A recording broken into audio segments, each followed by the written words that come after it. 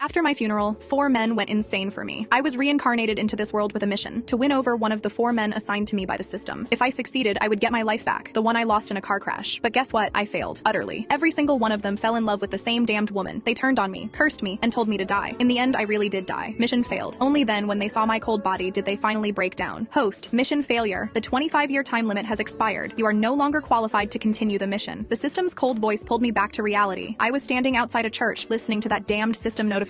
Inside, Parker Sheffield and Jessica Landry were kissing at the altar. He was the richest man in City A, and the last man I needed to win over. Another epic failure. When I was first reborn, the system offered me a deal. Make any of these 4 men fall in love with me within 25 years, and I could live again. But 25 years had passed, and I had nothing. It seems I wasn't meant to live at all, was I? I turned and left, eventually walking onto the busiest overpass in the city. The system said my time was up. I had to end it myself, permanently. As I stared down at the speeding cars, my mind was filled with memories of those men, their cold words, their contempt. And it was all because of the woman they were obsessed with, Jessica Landry. The system tried to console me. It's not your fault. She is the chosen one. They are instinctively drawn to her. I looked up at the blue sky and thought, is that it? Am I destined to fail just because I'm a side character? To hell with it. I didn't want to think anymore. I closed my eyes and stepped into the traffic. A harsh screech of brakes, followed by an angry roar. Haley, are you insane? If you want to die, don't do it out here. I opened my eyes and saw my brother, Caleb Wright, dragging me toward his car. He was also one of the 4 men the system picked for me. The system had said if I could max out his brotherly affection to 100%, it would also count as a win. But then, Jessica Landry got her claws into him. She told Caleb I had hired someone to rape her. Caleb believed her without hesitation. From then on, he despised me. Caleb drove me to the river, dragged me out of the car, and slapped me hard across the face. If you really want to die, do it where no one will be responsible for you. I picked a great spot, now jump. My head was spinning from the slap. I had pretended to be suicidal in front of him before, just to get his attention, to make him listen to my explanation. But he only had eyes for Jessica. Now, he just thought I was pulling the same old trick. Caleb, what are you doing here? Aren't you supposed to be at Jessica's wedding? Are you here because of me? I looked up at him, my voice full of bitterness. Wasn't he at the church? Was he worried, so he followed me? I still held a sliver of hope for this brother. He sneered. Don't flatter yourself. I was picking up a bridesmaid's dress for Jessica when I ran into you, you lunatic. And Haley, I'm not falling for your act again. My last hope shattered. I should have known. My brother was hopelessly in love with Jessica. Even though she was marrying someone else, he was willing to be her errand boy, even running chores for her wedding. What an incurable simp. I said nothing and turned, starting to walk into the river. Maybe Caleb thought I was just acting. He stood on the bank, mocking me. Hurry up, you're so slow. If you're going to die, do it quickly. I have to get back to the wedding. I quickened my pace, letting the river water soak my clothes, numb my skin, and fill my mouth and nose. This is it. I can finally be free. But suddenly a powerful force yanked me backward out of the water. Smack! Caleb slapped me again. Haley, did you really think you could die in front of me? Mom gave you that life. You have no right to throw it away. Mom was the only person in this world who cared about me. I couldn't hurt her, but I had to leave. Caleb's interference forced me to retreat temporarily. I made up a lame excuse and went home. His words echoed in my ears. So what if Parker Sheffield is married? If you really loved him, you'd let him be free. That's true love.